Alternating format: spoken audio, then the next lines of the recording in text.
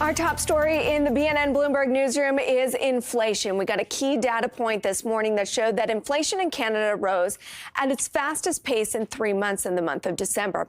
CPI was up 3.4% from a year earlier, pushed higher by gasoline, rent, and airfares.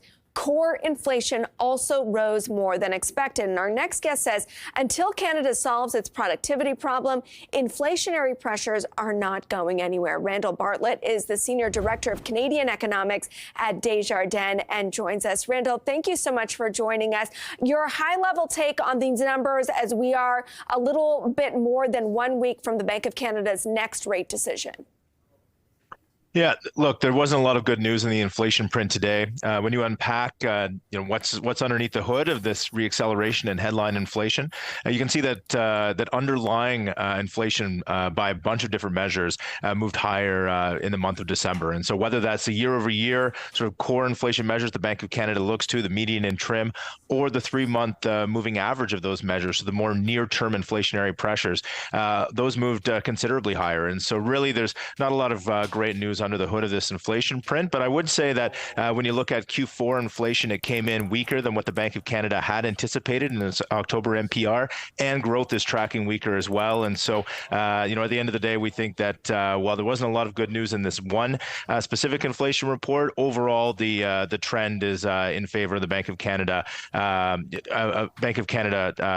Waxing somewhat dovish at its upcoming MPR. And what does that mean in terms of expected timeline for a rate cut?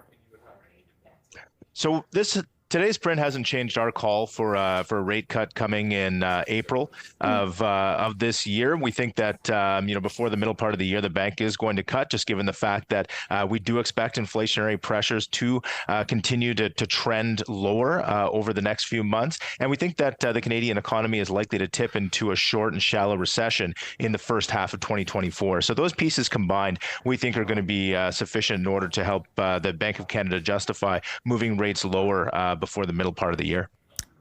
When you couple this, stubborn inflation with growth numbers that are falling, it's really easy to see Canada entering what's known as a stagflationary environment. Yeah, I mean, I think the Bank of Canada Governor Tiff Macklem addressed this specifically and said, inflation at around 3% is not necessarily a stagflationary environment, even if your economy is weak. But at the end of the day, we think that inflation will continue to track lower throughout the year. I mean, there was, the consensus was expecting a 3.4% rise in inflation in December. Part of that is base effects, so things that happened a year before influencing the year-over-year change in inflation. And so, we're not, we think that we're going to continue to see that weakness going forward in inflation. We're going to see a trend back toward the Bank of Canada's 2% target. And when you look at the surveys that came out yesterday from the bank, whether it's a survey of consumer expectations or the Business Outlook survey, and consumers and businesses are starting to feel more of that sentiment as well. And so all of those pieces we think are going to start to come together to support lower inflation throughout the year on average, and then the Bank of Canada starting to cut in April at that rate announcement. In many ways, monetary policy is just, one part of the toolbox. There's also other policies, government policies, that can exert pressure on inflation. And Desjardins has been very vocal about some of those, both on productivity and on immigration and population growth.